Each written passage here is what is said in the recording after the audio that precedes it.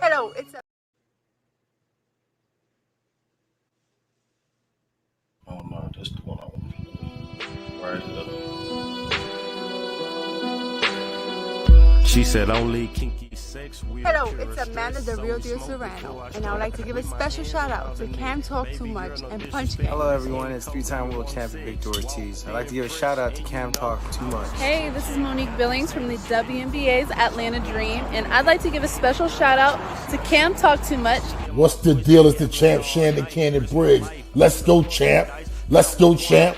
Shout out to the Cam Talk Too Much in the Punch Gang. Keep punching on the opposition. So let me slide, do a crime like we Bonnie and Clyde, and I never hide. Meet me outside by my fucking ride, and this shit real. I want to give a big shout out to my best friend, Cam Talk Too Much, Punch Gang. Cam Talk Too Much. Like all the time. Said you mine, why the fucking line? I ain't even had no basics, like all night. If you want me back for myself, we can make it deal, just call me fucking Roosevelt. Hey boy, you know what I'm saying.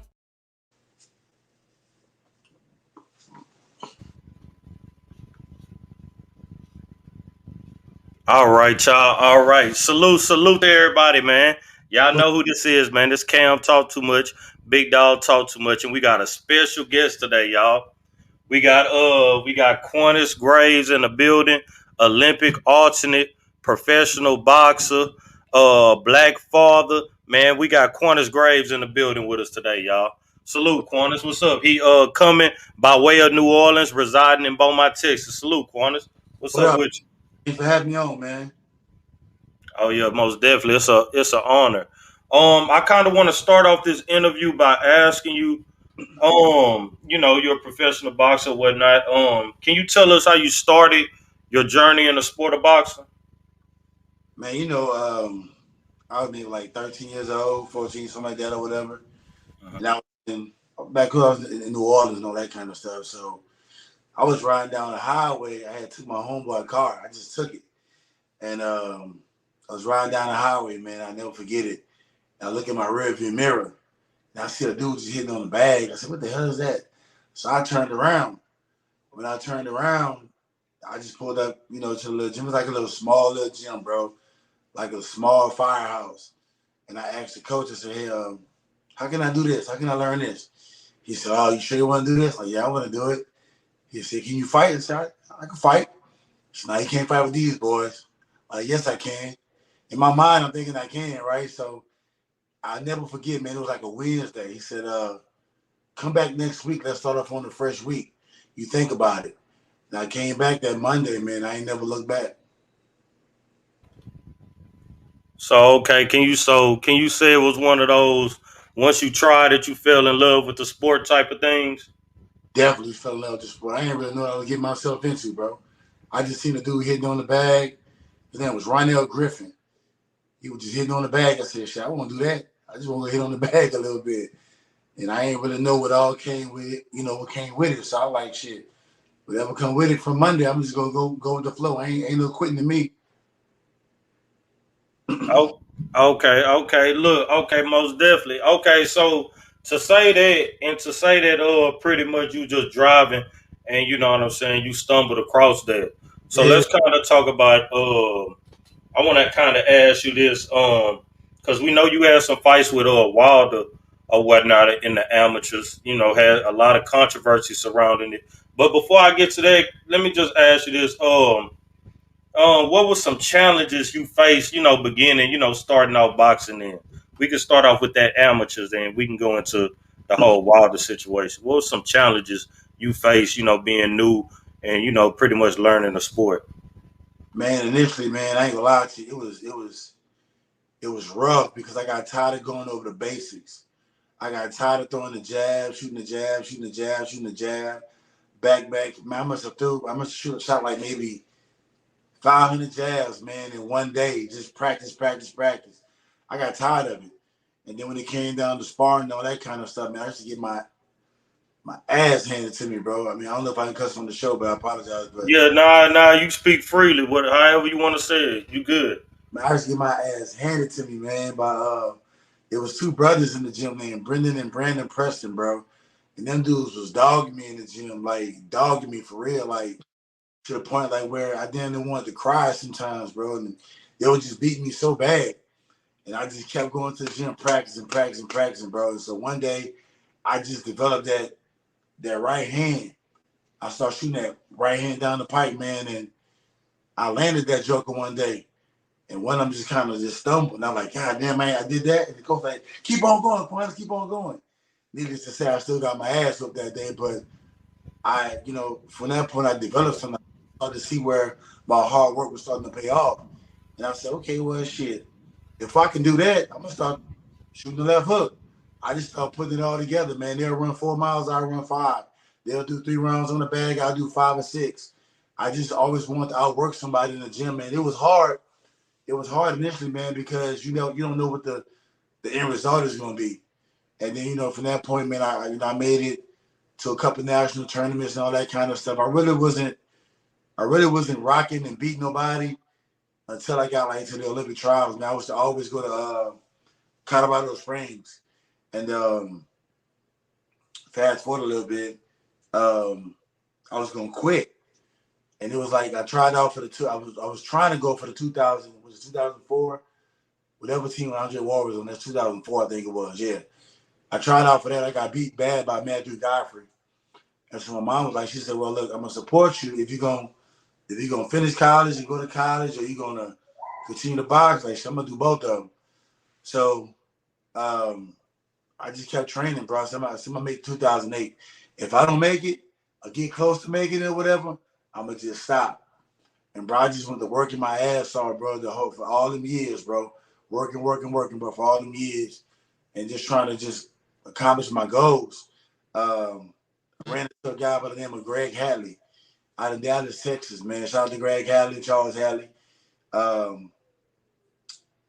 One year I was at the Nationals, man. It was a qualifiers to go to the Olympic trials at the George R. Brown Convention Center, right? And bro, I'm winning. So I had to face Deontay Wilder. Now listen, bro. In Colorado Springs, it's hard as hell to breathe.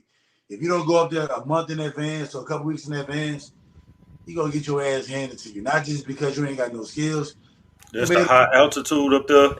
Man, and I went up there, man, and I'm just working, man. And so I was in this one fight with a guy by the name of Jordan Schimmel. And we was up like, 11, I think. And Greg Hadley told me, he said, man, in the ring, I promise you, he said, right hand, left hook, turn. I said, boom, boom, and I turned. He said, now run. I ran the whole entire 4th round, bro. And they called my name. When they called my name, I had to fight Deontay Wilder the next day, right?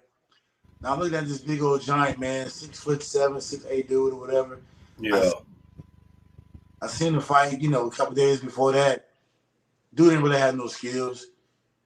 But I'm like, I could beat this dude. Listen, bro, that dude beat me 10-20. 10-20. He went on to win a whole tournament.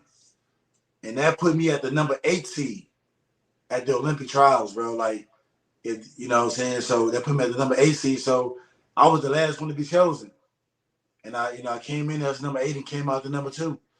And I went and talked to Greg Hadley after that, bro. I left Beaumont, Texas. And I trained out there in Dallas, Texas, man, for like months, like 3-4 months. I left home. I didn't have no kids during that time, though, but I left home, bro, and I trained for like 3 or 4 months. I didn't even know this man, bro. The man just took me in and just like, man, I'm going to help you out. It was me, him, his son, a guy named Marcus from Florida, and a couple other guys, man, was out there in Dallas training, bro. We was grinding for real. I ain't never had no training like that since then. So there was some, okay, so let me ask you this. Okay, so from the Deontay Wilder, it was in the Olympics and in the amateur, the Olympic trial. So was it anything? Because now he known as the heavyweight. You know what I'm saying? One punch knockout power. Did you notice the power back then, or like what was the experience in the ring? Was he like a boogeyman in the amateurs, or like what was that experience like with sharing Man, the ring with him? so the first fight we ever had was in Colorado Springs at the Olympic Training Center at the U.S. Championships, right? So, like I say, in that fight, he was real wild, punching you with the palm of his gloves and leaning on you, and it wasn't nothing straight down the pipe like he is right now. It wasn't none of that. I'm not gonna lie to you, bro. If Deontay Wilder would have had the power that he possessed now, bro, like, nah, I wouldn't even be probably talking to you right now. That dude can crack right now, bro. But Yeah. so fast forward to Olympic trials in Houston, Texas. Um, he wasn't really catching me with anything, bro. He was just hitting me with some wild stuff, all behind the head, pushing me down. He got tired. But one thing I can say about him, bro, during that time, you're not going to outwork him. It was hard to outwork him. I was trying my best. The first fight at the Olympic trials, he and I boxed, was in the finals of the winners bracket. So he beat me, and that put me in the losers bracket, right? So that was the second time we boxed from USA Championships to Olympic trials in the winners bracket.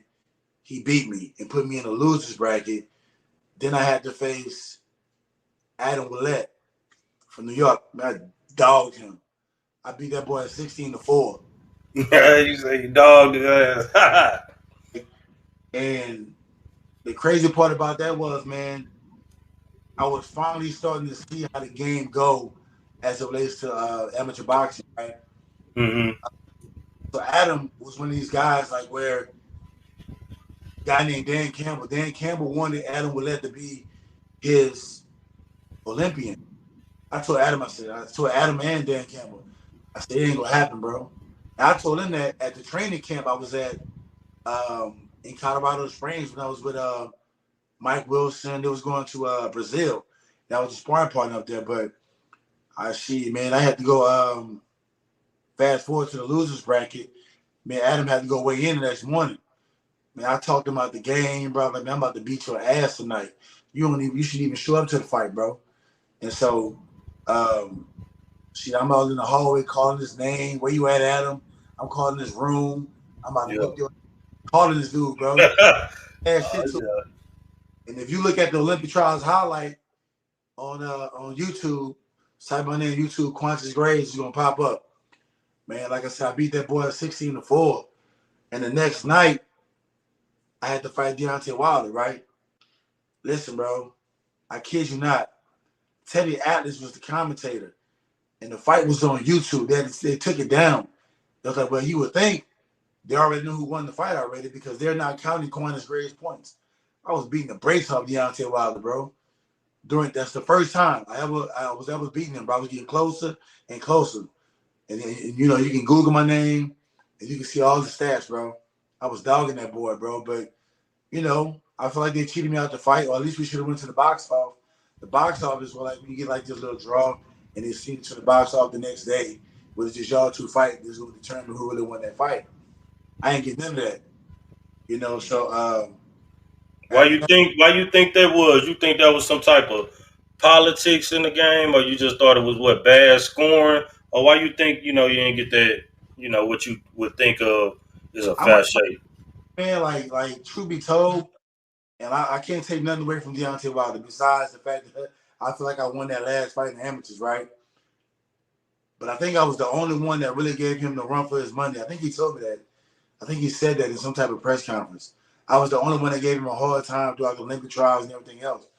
But Deontay Wilder was the right guy for that weight class for the Olympics.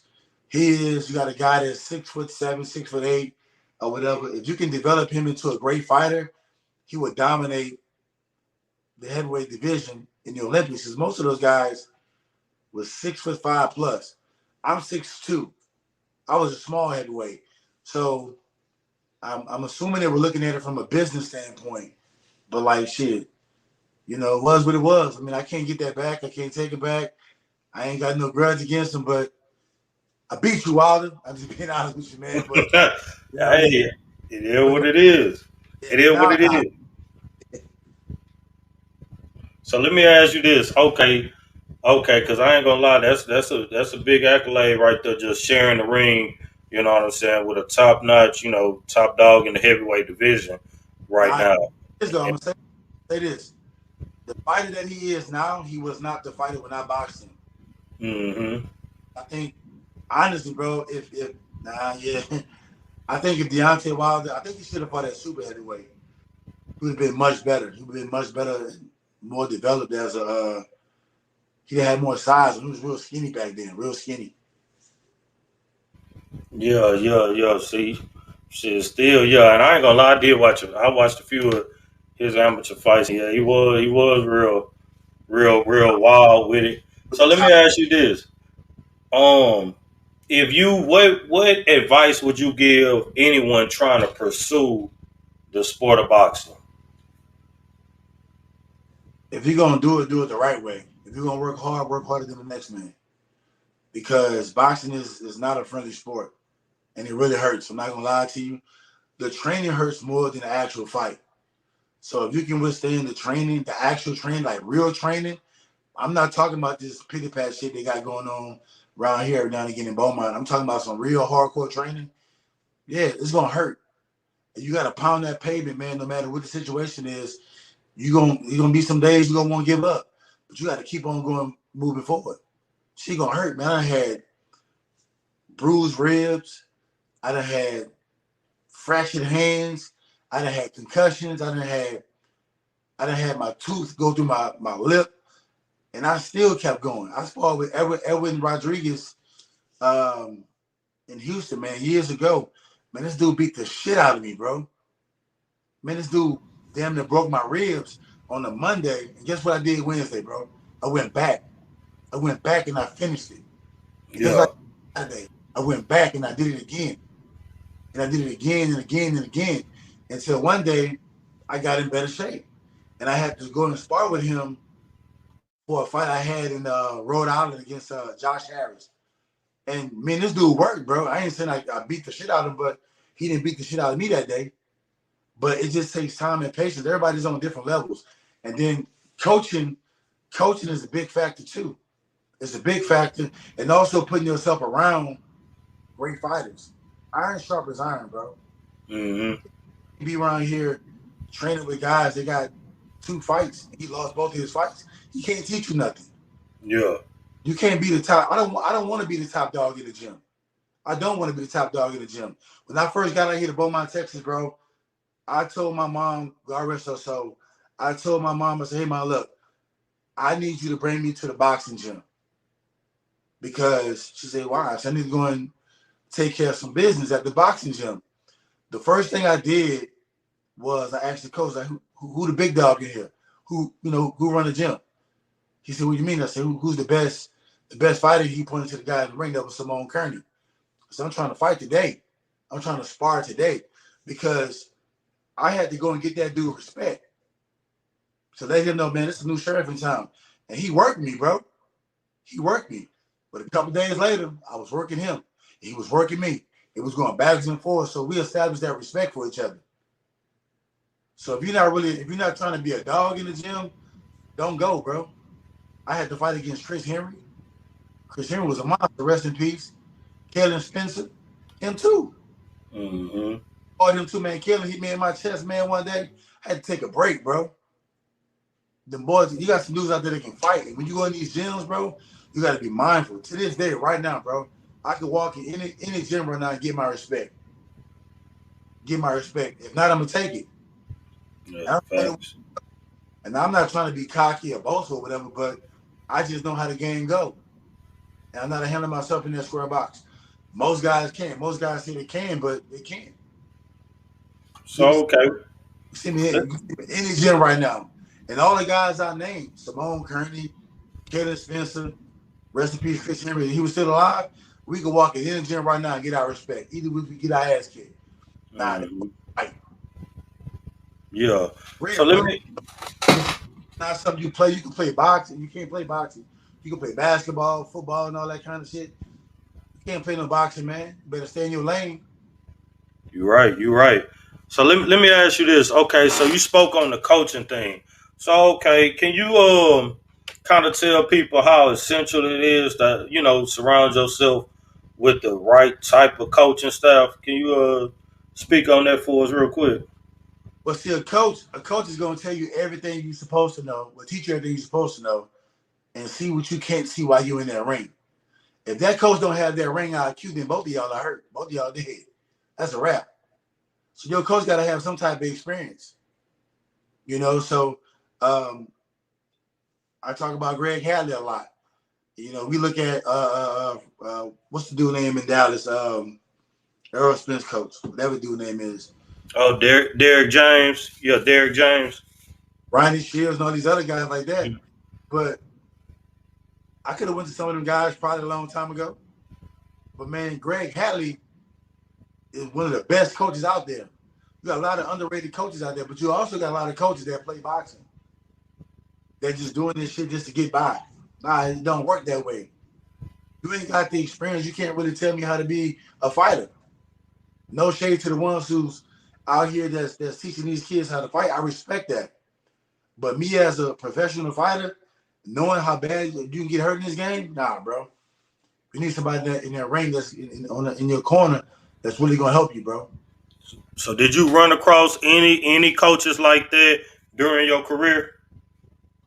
Man, on that level, yeah, I did. And I wish I'd have stayed in Dallas with Greg Allen. I would have been a completely different fighter. So what made you make that switch? I came back because my mom, the switch to come back to Beaumont. Yeah, for trainers, and if you want to speak on you moving back too, you can. Well, when I was out there, training with Greg Hadley for the Olympic trials, I seen a different level of coaching, a different level of training. And I left and came back to Beaumont after the Olympic trials was over. The night I lost, I came back home. Me and my ex-wife, we came back home. And so from that point, I just stayed. I stayed out here. I was out here with who did I train with for the first fight? I think I just did it on my own. I started just getting fights on my own. And I just kept building my record up. And then I started training with Shaky. So me and Shaky was, doing our thing. And of course, like, he was a new coach. And I was an experienced fighter / coach if I wanted to be. So we both were working together. Say, okay, well, this is what I need to work on to get this done, X, Y, and Z. And with his expertise, we put it together. And we just I became 12 wins, one loss, and 2 draws. Okay. So let me ask you this. Okay, what's your most memorable moment in the ring? Your most memorable win, or most memorable moment in the ring? Man, I was fighting Deontay, man. It's just a little bit emotional, but I was fighting Deontay, right?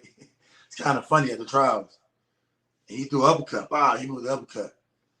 And his coach yelled out, get him, Deontay, he hurt. I didn't hear nobody's voice but my mama's voice. And she was like, you ain't hurt, Kwani. You ain't hurt. And my mom like, bullshit, I'm hurt. Yeah. Yeah. Just hearing her voice throughout that time made me push harder. Mm-hmm. He didn't stop me. Like, if I'd have been hurt for real, he probably would have stopped me. If I'd have showed I was hurt. That was one of my most memorable moments right there, because my mom was at pretty much all of my fights besides the one in California when I boxed Sabiti. But yeah, she was one of my biggest fans, and I look at the videos now and I can hear her voice and all that kind of stuff. That's one of the most memorable moments for me as a fighter. But everything else, man, everything is pretty much all the same as it relates to throwing the punch and all that kind of stuff. Everything is great memories when it comes down to boxing for me. But that right there stands out to me the most every day.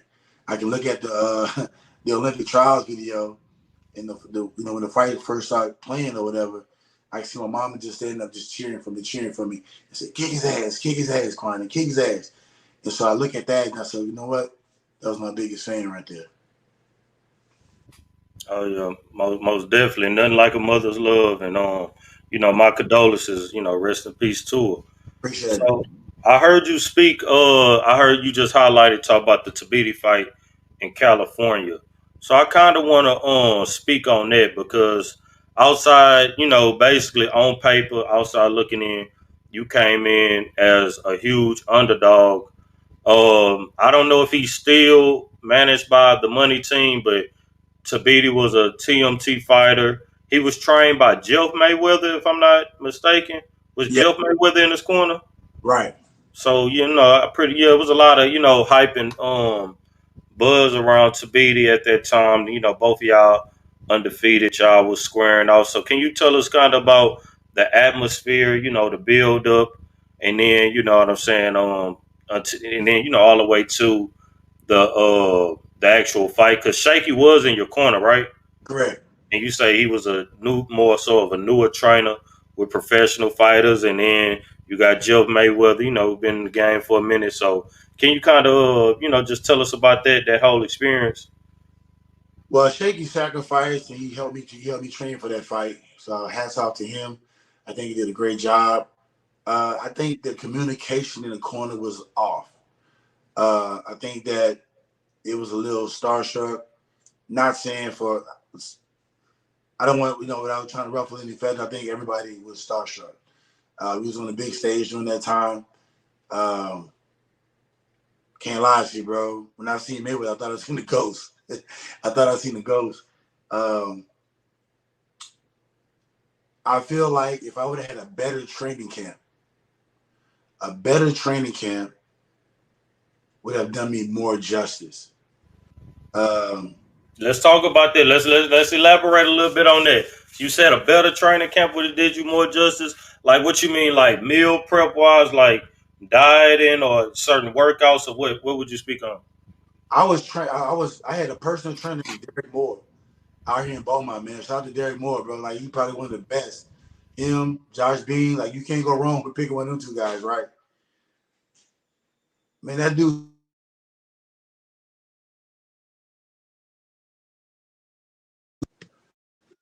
My bad, my phone ring. I thought I put my phone on goddamn do not disturb. Yeah, you good. We can hear you now. I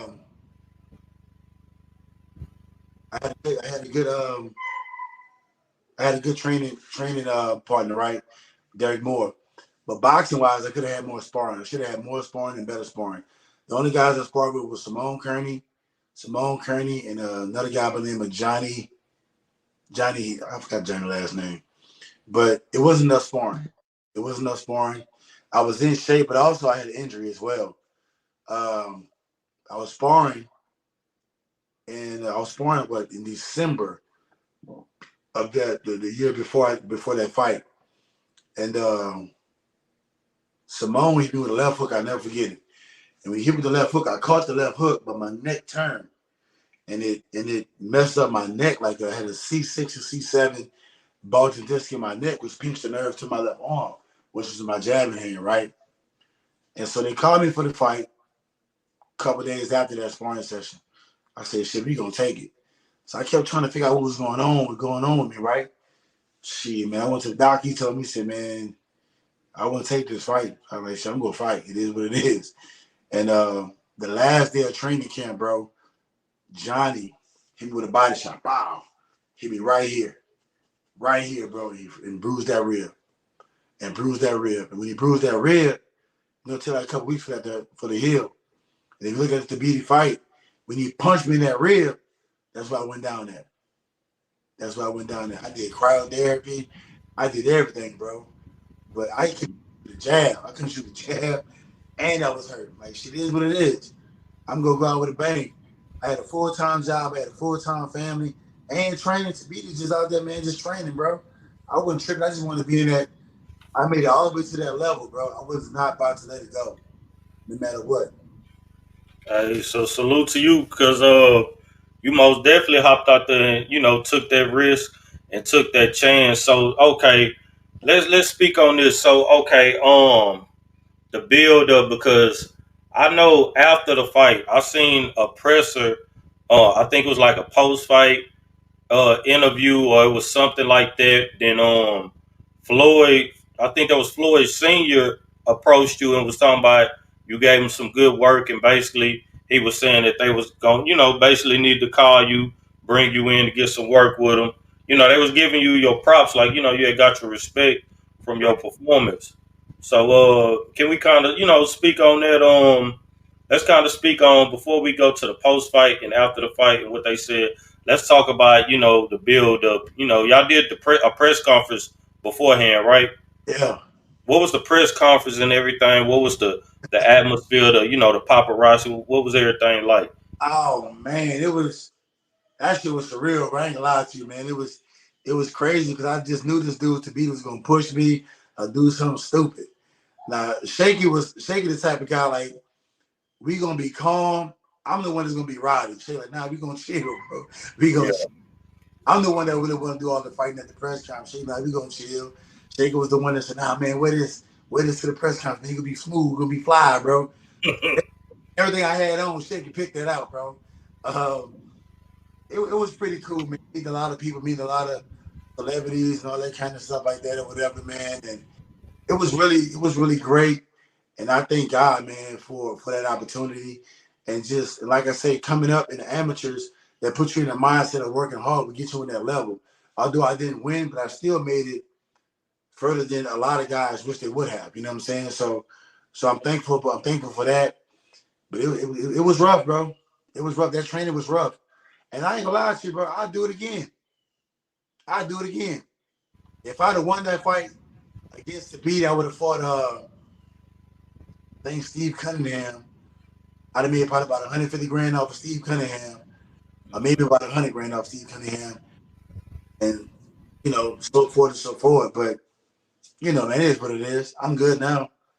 I'm still good. I ain't doing no tripping. I enjoyed everything. So okay, so let's kind of speak on it. So right now, would you consider yourself retired, or would you, what I'm saying, if somebody called you, hey Quantas, you know what I'm saying, we got a fighter, we got an offer for you, would you be willing to hop back in there, or are you just fully retired? Like what's the update with that? I would seek advice from my I still have a manager, Bill McDonald, really good guy out of Washington. He's one of Mm-hmm. my fights as well as my wins. I would talk it over with him and I would talk it over with Shaky. Of course, the money got to be right and the timing has to be right. I'm not going to take a fight where we in September. I'm not going to take a fight October 15th. If I'm going to fight, I'm going to fight in December. In December sometime, right? But they're not going to give you that amount of time to train. So probably not. I'm not taking no fights next week on late notice for I don't give a damn how much money they offer you. Well, I do care about the money, I ain't gonna lie. It is not gonna be 17 grand, 25 grand.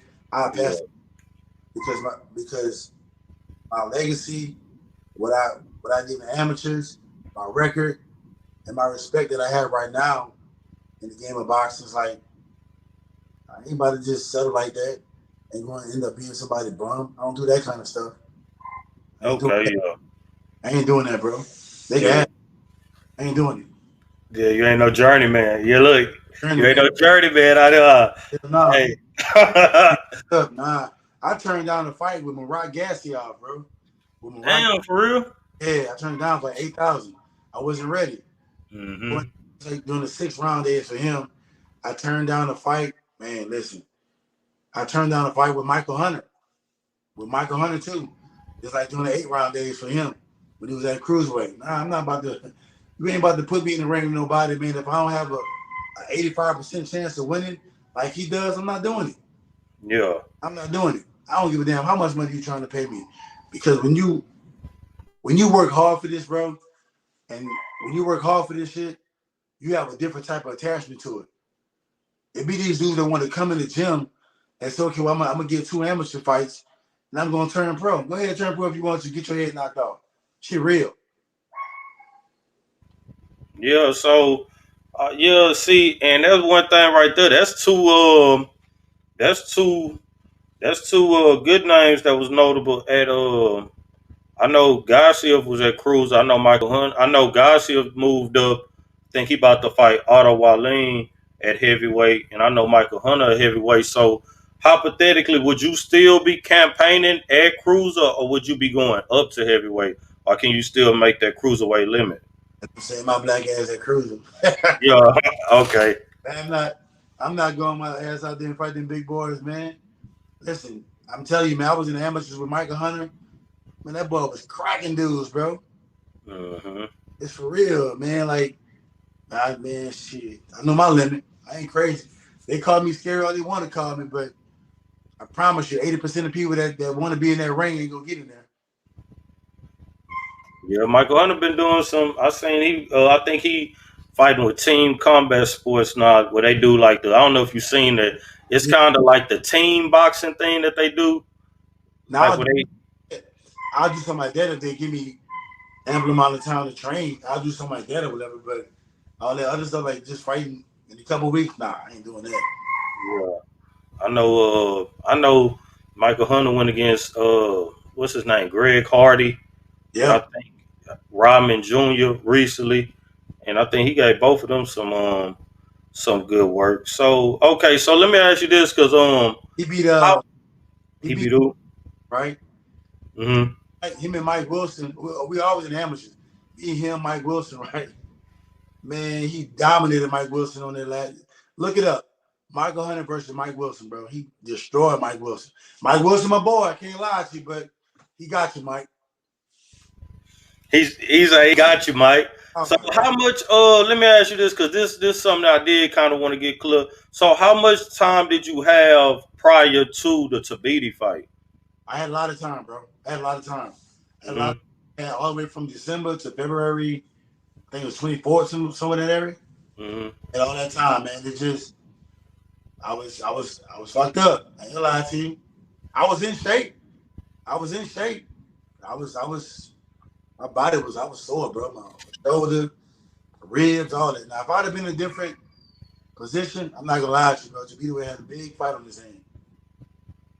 Yeah. So, and I know after that, I think after y'all fight, he went to the World Boxing Super Series. Yeah. He almost captured the title. Did you see? I put Did the, you see the? Huh? he got played. Yeah, against Euro Dorticus. Dorcas, yeah, for Cuba. Dorticus, yup. He caught him with a nice shot. Did you see that? Well, yeah, obviously you did. But what you thought about that? Straight right hand down the pipe, man. Tabiti gave it his best. I'm happy he made it that far. But the Marcus was a mug, man. Shit for real. I had a chance to fight him when he first got down. He was like maybe 5-0. Mm-hmm. I said negative. He said negative. So Mm-hmm. let me so let me ask you this. Okay, so let's kind of talk about it too, because okay, yeah, you done been in the amateur game and the professional game. Well, matter of fact, before I get to that, let's kind of talk about what Floyd Senior and probably Jeff Mayweather and everybody spoke to you about, because his video still floating around that how they gave you your props and your respect. So can you talk about the interaction you had with you know what I'm saying, the Mayweather team and camp after that fight? I really didn't reach out to him too much after that. I was made up my mind. I was kind of done for the most part, but it was talks about me going to camp with him and all that kind of stuff. But I just like, nah, I'm good. The money went right, I'm good. So I just kind of fell back. I wasn't really interested in going out there and messing with them dudes, man. I was just chilling out. Now, I used to go out there and holler at Sean Porter and Kenny Porter, but for as like as to mess with Floyd Mayweather, nah, I'm good. I just didn't want to go. I turned it down. Okay, so you you had some type of relationship with Sean and Kenny? Yeah, Sean Porter, Kenny Porter, we cool. I'm more cool with the dad than the son. I talk to dad often. Matter of fact, I just talked to him maybe like a couple weeks ago. He's a solid guy. He picked me up from the airport one time, and I hung out at his house. It was me. I was married at the time. It was me, my ex-wife, her cousins, my boy Eric Carmier. We was at his house while they were at the Floyd Mayweather versus Pacquiao fight. So we was at his house just chilling, watching the fights. Okay. Yeah, okay. Salute to Kenny Porter. See, one thing I will say, Kenny Porter, just outside looking in, being a fan, he seemed like a stand up dude. He don't really take no mess because I seen him had gotten into a little altercation at one of the press conferences, and he had to, what I said, he had to go and smack a blog or a little fan. One thing about Kenny Porter, he a solid guy, God fearing man, but he ain't no punk. Uh-huh. And he's a family man. When you look at fighters on TV, you think they all flashy and stuff. Nah, not Sean Porter and Kenny Porter. Nah, not them. They ain't flashy. I don't be in their pockets and see how much money they got. I don't be asking for stuff. But I do know for a fact that he gonna make sure that his son is well taken care of. He gonna make sure his son is doing the right thing. Man, them dudes pray before they get in the ring or while in the ring. And that's the same way he is on the outside the ring. I met him on the plane. I was going to American Boxing Classic. I won't say it was in Wisconsin somewhere. And I met him on the plane, man. It was like maybe 2003. I don't know. It was a long time ago. And I've been in contact with him since then, bro. I know all them dudes. Me, him, John Porter. He got another son named Kenny Porter. If it's Kenny Porter Jr. would have been boxing, he'd been a world champion too. He beat the brakes off me in camp one time. Oh yeah. Yeah, he can box. Terrence Crawford. All the guys you see that's coming out right now, that's on the way out right now, I was on the same team with those guys. Oh yeah, oh yeah. Also like the Gary Russell and everybody like that too. Gary Russell, Uh-huh. Demetrius Andrade. Oh yeah, Andrade, yeah. See, me, Danny Garcia, Charles Hadley, we got kicked out. We got kicked out of training camp for having girls in the room. Oh yeah. Yeah. They was strict like that. They was strict like that. They was trying to find, well, especially Dan Campbell, man. Dan Campbell's a piece of shit, man. I don't know where he at now, but he was a piece of shit. He sent me home because he wanted Adam Willett to come in. The guy I beat 16-4, he wanted Adam Willett to come in. And then after that, Danny Garcia left. I talked to him on the phone maybe about 10 times that year. And shit, I see him on TV. I ain't talked to him since then. You acting brand new, Danny. You say you acting brand new, Danny. So let me ask you this. Okay, so we hear about boxing politics all the time. And you somebody that, you got, your amateur experience, you know what I'm saying? You made it to, Olympic alternate or whatnot. That's something that, a lot of people that's boxing amateur, they won't get to make it there. You got in front of, you know what I'm saying, a big stage in the professional game. You have a real nice record. So do you have any stories or anything to say about the quote unquote boxing politics that we always hear about that kind of hinder some fighters' growth and progression in the sport? I seen Vernon give my coach a card after the Olympic trials. Rest in peace, Vernon Forrest. I don't know what my coach did with that card, but I do remember him telling me that if you want to turn pro, I need you to sign this contract. I said no. If I gotta leave from Beaumont to go to training in Dallas, why would I sign a contract here with you when you're not able to provide me with the training here? I don't know if I would signed that contract. I'm assuming that I would probably have had a better deal because I seen Vernon Forrest give him that card, and I'm thinking in my mind like, okay, you know what? Maybe Vernon Forrest maybe want to train me or something like that or whatever and kind of help me out. Another part of politics, even the amateur with Deontay Wilder. I beat him, but they still gave him the fight. I boxed another guy out in Baltimore.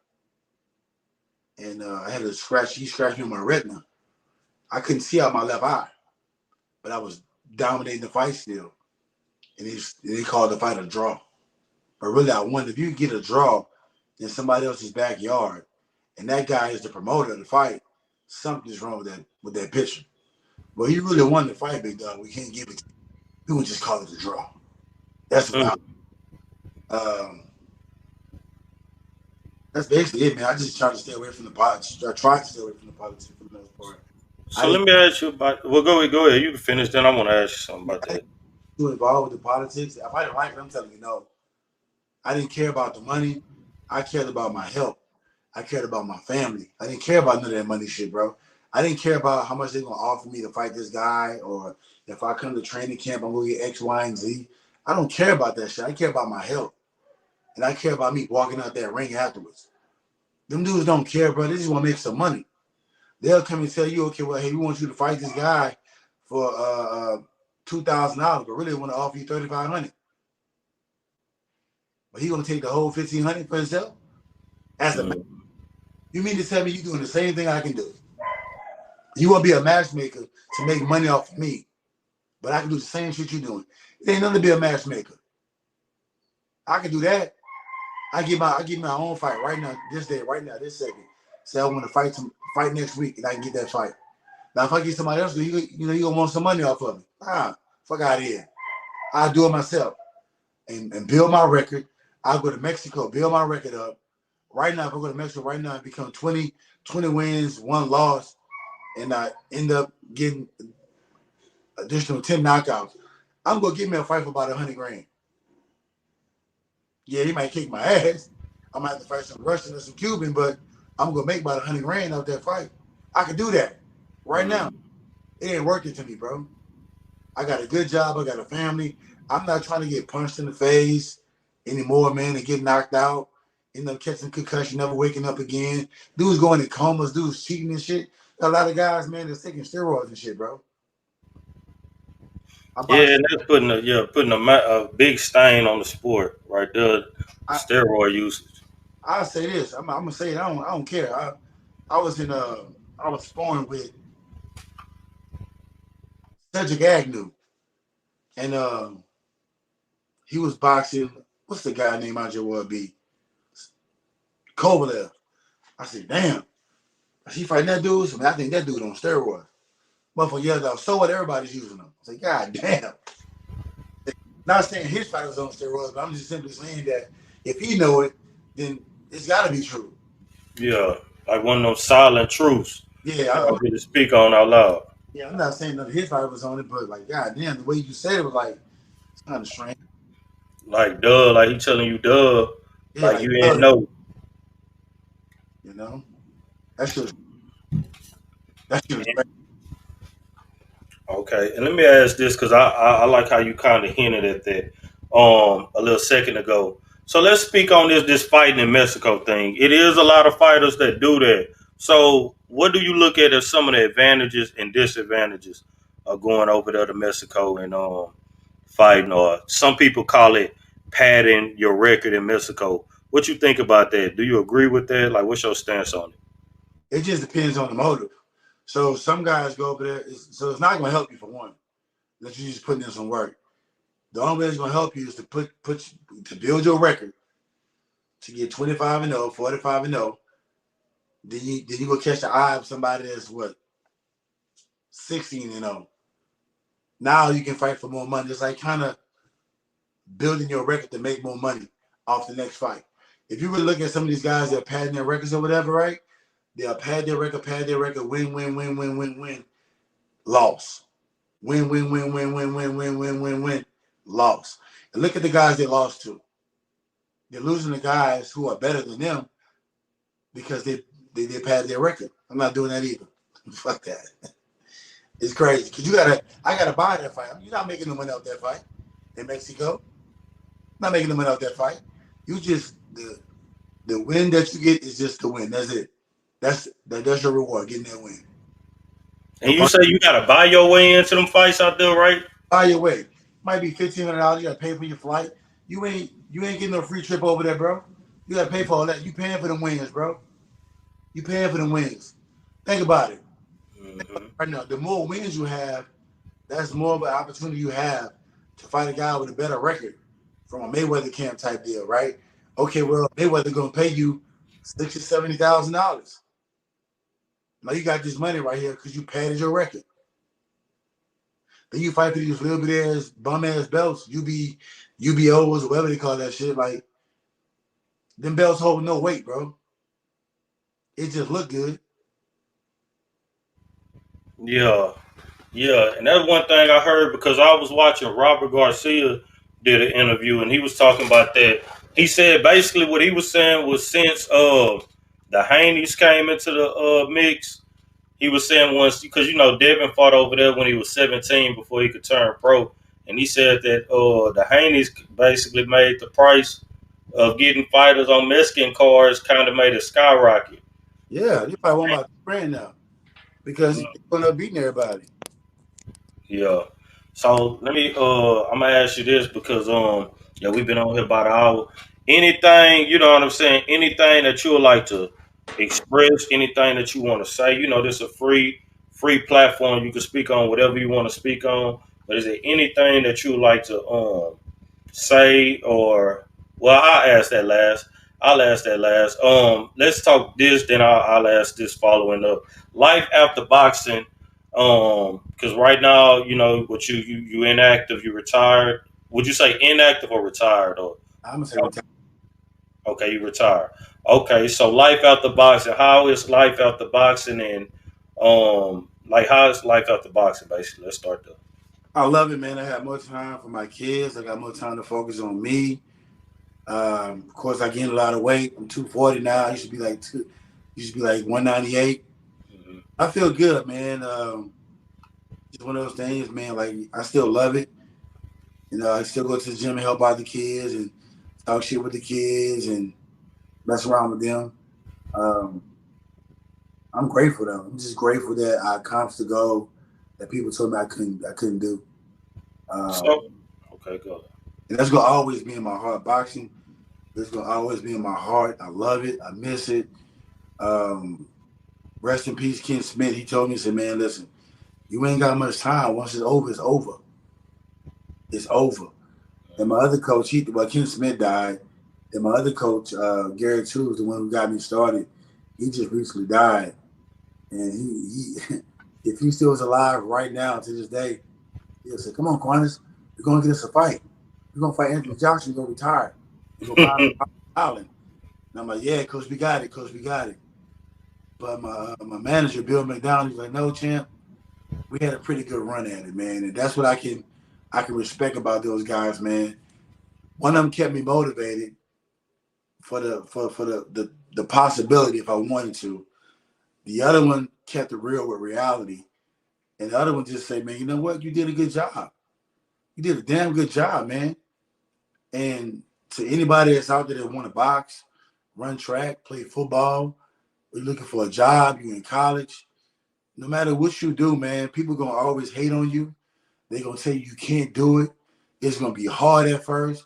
But the more work you put into it, the more love you're going to have for it. And don't be afraid to fail. If you're going to fail for it, man. Like, just keep going. Keep pushing. And these kids out here, man, they need more activities. Boxing, I got to shout out to my boy Shaky, man. He doing this thing with the kids out there, bro. Keeping these kids off the street and just giving them something to look forward to. Because as a coach, you're not just a boxing coach. You're the counselor, you're the pastor, you're the preacher, you're the dad, you're everything. And we look up to coaches, and the kids look up to us in general. I get kids walking to me now, man, hey, can I take a picture with you? I want to spar. Can you show me this? Can you show me that? Man, that's love, man. Honestly, bro, I'm not no Floyd Mayweather. I'm just a regular Joe Blow walking around Beaumont, Texas with a good job and just living my life. But if a kid need me or need help, I'm gonna make sure it happen. I make sure I take care of my kids. I give my kids everything I didn't have coming up. So at the end of the day, it's like encourage somebody. Encourage somebody to be better than what they were yesterday.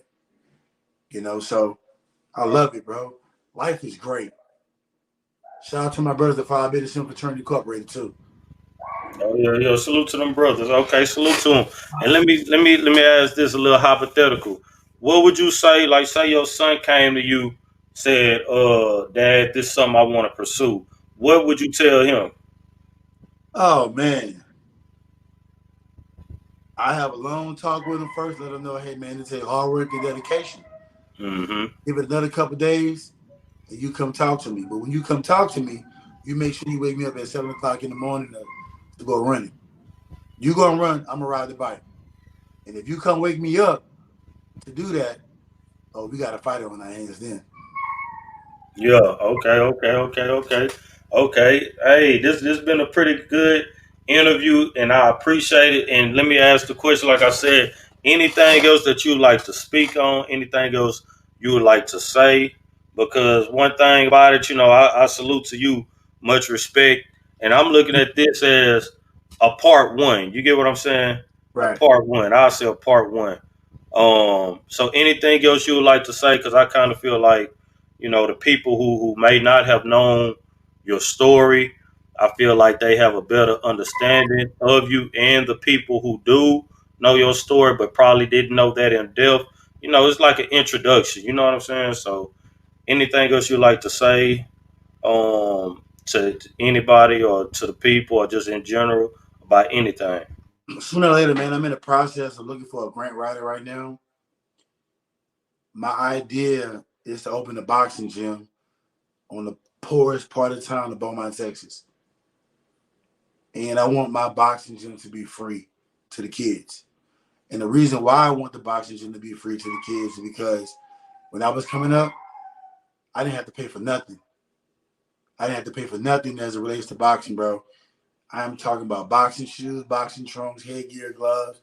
My coach provided all that. And the community provided all that for us, right? So I would look like a fool trying to charge a kid $100 a month to come to the gym to escape the bullshit he either have at his house or in his local neighborhood. I'm not gonna charge him. I want him to find an outlet. I want to be his outlet. I want to be the outlet as it relates to boxing, bro. So that's my goal. Whoever watching this, get with me. I'm not in it. I'm not gonna be in the sport of boxing to make money. All due respect to those who do, but I want to do it to give back because they gave back to me. And with boxing kept me out of jail. It stopped me from killing somebody or for somebody killing me. And look, I'm good now, but I want to give that back to them kids. That's good, but that's all I got. Hey, much respect on that because sometimes it should seem, what I'm saying, like common sense, but a lot of people when they do make it to a certain level and they do rack up a few accomplishments and accolades, they do tend to forget to give back and show that same love back that they receive. So most definitely I gotta salute you for that one.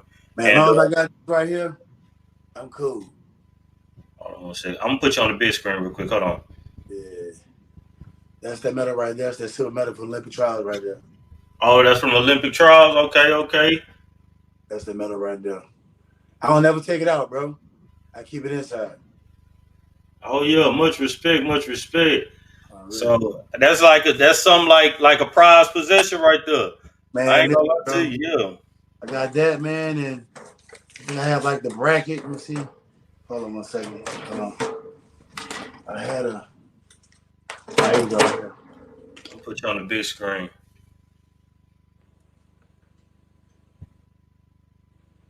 Oh yeah, oh yeah. I had like a little card in here, man.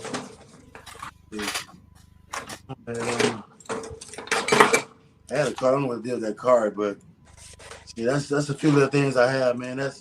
I can lose everything else as long as I got that. As long as I got that medal, man, I'm good. Oh, here's my card right here. Oh yeah, much respect. We got an Olympian in the building, y'all. Most definitely. That's blood, sweat, and tears right there. Much respect. Better know it. This is man, it's on the 17th, man. She just made. Yeah, I just had this on 9/17. I took that picture, bro. On the 17th, 9/17. Yep, 2007. Damn. Okay. Damn. That's Yep. what, about 16. Yeah. So About 16 years. Yep. Longevity. And one thing I will say though, you did, because there's a lot of fighters that we do tend to see they'll be punch drunk. You know what I'm saying? out of their mind. We done seen a lot of different cases. So, I could say that you played the game right. You know what I'm saying? You left the sport. You retired from the sport before the sport could retire you. So, much respect for that. And And also too, bro, go ahead. tell them dudes, man, don't be jumping into the sport just to try to get rich. Cause I ain't gonna lie to you, the most money I say it, the most money I made on one fight in boxing is 17 grand. And I'm gonna tell you, I don't know what the fuck I did with that money. I don't know, bro. Yeah, I don't know what I did with that money. yeah, But but now I yeah, paid some bills to pay some stuff off, and I ain't buying no car. I gave this to my mama, my ex-wife, my kids. That's it. I did the rest of the money. After taxes and shit, you don't get that much money. yeah. The only guy that's really making a lot of money right now is probably Floyd, Crawford. That's Probably probably with Spence and Tank Davis and them, yeah. Yeah, man, that's a wrap. It's not that many guys that make a lot of money in boxing like that. Once them taxes hit you, man, you out of there. The state taxes, that 33 and the third type shit, and the state taxes, that 33 and the third plus the state taxes, man, you out of there. Yeah. 10% coming out to a damn check. Man, that shit eating up the check, huh? Man, Hey. Hell, that shit. I'm good where I'm at, bro. Yeah, say no more, say no more. Hey, much respect. I appreciate the opportunity again. We most definitely we gonna chop it up. I appreciate you. Salute to you for coming. I'm gonna play the outro, then we gonna get up out of here. Then I will hit you up. I do got something else to ask you, but I'll give you a call. But hey, I appreciate it again, Quantas. All right, later. All right, salute. All right, y'all. That was Quantas Grave, Olympian, and pro boxer, y'all. Salute to y'all, man. We about to get on up out of here.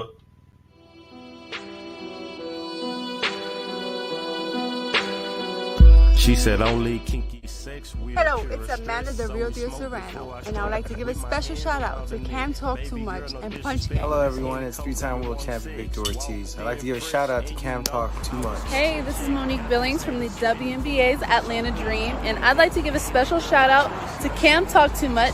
What's the deal? It's the champ Shannon Cannon Briggs. Let's go, champ. Let's go, champ. Shout out to the Cam Talk Too Much in the Punch Gang. Keep punching on the opposition.